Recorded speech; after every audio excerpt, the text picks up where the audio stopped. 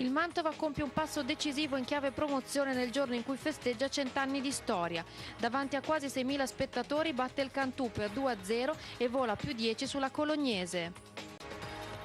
E passiamo ora al calcio. Il Mantova festeggia il centenario battendo in casa il Cantù con reti di Colonetti e Gherardi. Incredibile sostegno da parte dei tifosi, giunti quasi in 6.000 sugli spalti del Martelli. 100 di queste vittorie, caro vecchio Mantova. I biancorossi festeggiano il centenario nel migliore dei modi, battendo il Cantù e volando a più 10 sulla Colognese. Quasi 6.000 spettatori al Martelli in una giornata in cui il calore dei tifosi ha dato al Mantova la forza ed il giusto cinismo per concludere vittoriosa una gara che rappresenta forse la svolta decisiva di tutta una stagione. Il Cantù non ci sta a recitare il ruolo di vittima designata e all'11° testa costringe Portese ad una bella parata in corner. Scampato il pericolo, il Mantova si butta in avanti alla prima palla buona e già gol. Spinale ricama un assist strepitoso per Colonetti e il Super Mario piazza un diagonale precisissimo che gli consente di tornare al gol dopo 3 mesi e nel giorno più importante.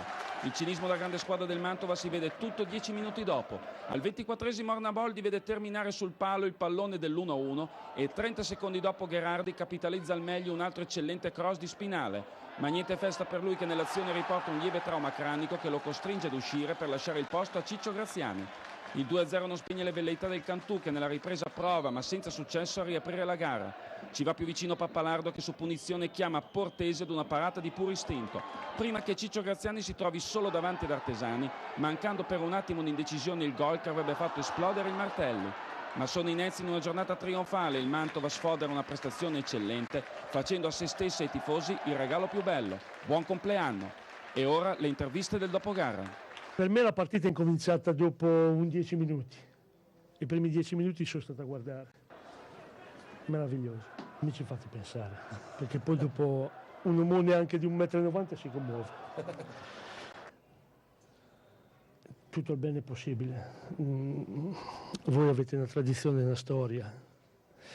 Io me la sono sentita sulle spalle fin dal primo giorno. Siete stati bravi. Ora lo posso dire tranquillamente, siete stati bravi perché penso che non sia facile. E quindi un merito a tutti.